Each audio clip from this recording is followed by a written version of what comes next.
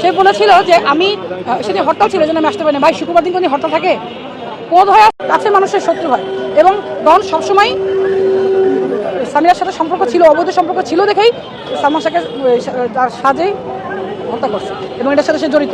ইমন ভাইয়া মানে আমাদের সালমান ভাই 4 তারিখে সেপ্টেম্বরের 4 তারিখে গেছে তার ভাবিকে আনতে, মানে সালমান শাহ যে সামিরা কান্নাগিনীকে আনতে গেছে। শুনেন, কাছের মানুষরাই কিন্তু শত্রু হয়, কিন্তু আমরা সেটা বুঝতে পারি না। ডন কাছের মানুষ থেকে ডন মানে সবসময় ডন সামিরার সাথে একটা অবৈধ সম্পর্কও ছিল, সেটাও আমরা জানি। আর সবচেয়ে বড় কথা হচ্ছে সালমান শাহ যখন যেদিন মারা যায় সেদিন আপনার ডন বলেছে আমি বগুড়ায় ছিলাম, আমি 1 তারিখে বগুড়ায় চলে গেছি, 6 তারিখে সালমান শাহ মারা গেছে। অনেকে তাকে জিজ্ঞেস করছে যে সালমান শাহ মারা যাওয়ার পরে দাফন দিতে আসে নাই কেন? সে বলেছিল যে আমি সেদিন হরতাল ছিল জন্য আমি আসতে পারিনি। ভাই, শুক্রবার দিন কোনো হরতাল থাকে? কোদ হয়ে আছে যে শুক্রবার দিন হরতাল হয়, এইটা একটা পয়েন্ট। দ্বিতীয় পয়েন্ট হচ্ছে সে বলেছে যে মানে সে বগুড়ায় ছিল।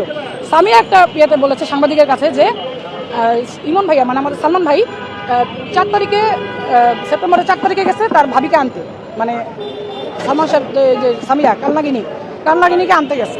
সাথে ছিল ডন নাকি তার সাথে গিয়ে আনতে গেছে, ডনের সাথে একসাথে নিয়ে আসছে। কথাটা 2 রকম হইলো না? সে বলতেছে যে একবার আমি বগুড়ায় থাকি, আবার এখানে সামিরা বলতেছে যে আমার সাথে সে নিয়ে আসছে, 5 তারিখে তাকে নিয়ে আসছে, 6 তারিখে তো তাকে মেরেই ফেলল। এখন এটা কি বলবেন বলে? কাছের মানুষের শত্রু হয়। এবং ডন সবসময় সামিরার সাথে সম্পর্ক ছিল, অবৈধ সম্পর্ক ছিল দেখেই সালমান শাহকে তার সাজেই হত্যা করছে এবং এটার সাথে সে জড়িত।